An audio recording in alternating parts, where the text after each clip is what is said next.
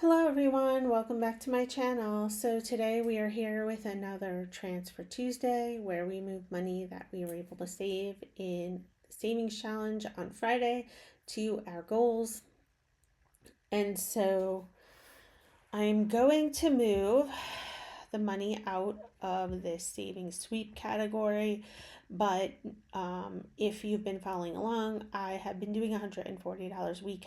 However, I had an IOU in this past Friday's savings challenge of $20. So I'm going to take $160 out for this week to accommodate for that IOU. And we're going to bring that up to the top. And so for retirement, we were able to save $44 on Friday's savings challenge. And for my son's college, we were able to save $56. And for my daughter's college, we were able to save $60. Okay, and that brings our retirement total to $2,378.94, and we are working on saving $16,000 by July of 2026. And this is for our 2026 Roth IRA that we are saving for.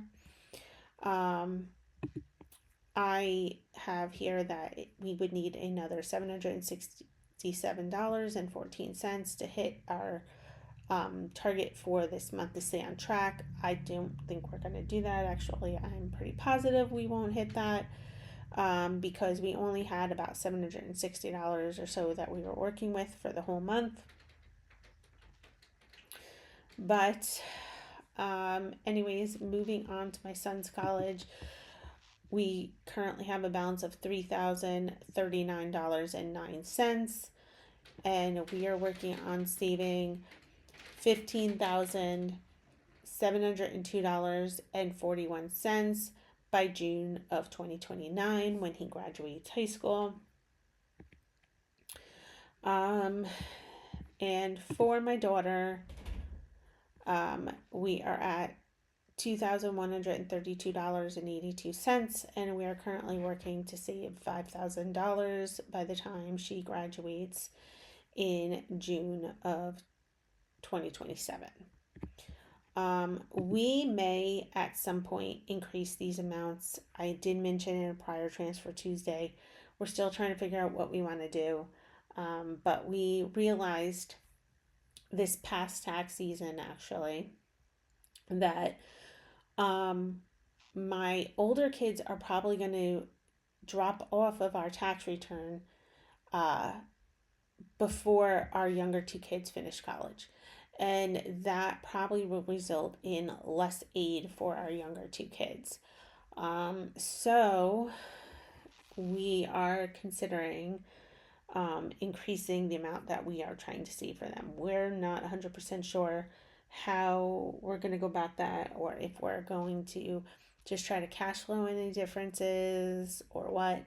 We're still trying to figure out how we want to proceed with that.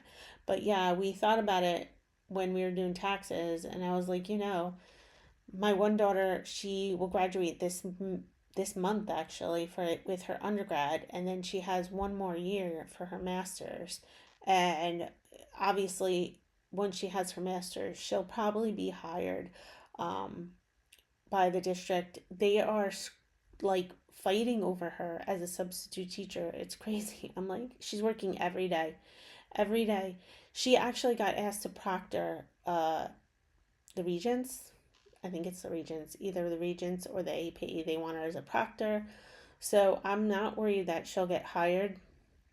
But yeah, and then once that happens, she won't be on our taxes anymore because clearly she'll make way too much money for us to claim her.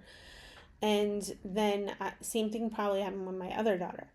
And as that happens, we'll go from a family of 6 to all the way down to a family of four. And, FAFSA calculates, they calculate your SAI, I think it's called Student Aid Index number, based off your taxes.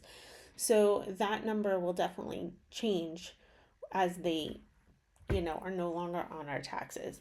So it was something that we hadn't considered, and now we have to consider that when saving for the younger two. So it's definitely something we're talking about right now and trying to figure out how we're going to go about that. But anyway, so yeah, we might end up changing these target numbers at some point. But anyway, that is it for this video. Thank you for watching. Please subscribe, like, comment, and share my channel with others, and I'll see you in the next video. Bye.